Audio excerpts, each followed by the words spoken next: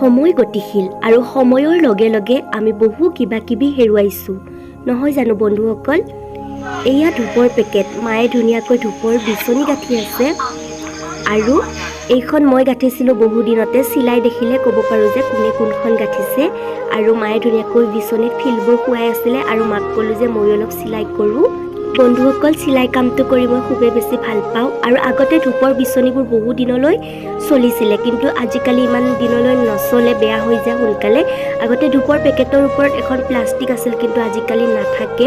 সকলোবোৰ বস্তু ভেজাল হ'বলৈ ধৰিছে, মানুহৰ সম্পৰ্কবোৰে ভেজাল হ'বলৈ ধৰে আৰু এইবোৰতো সাধাৰণ বস্তুহে হয় ন।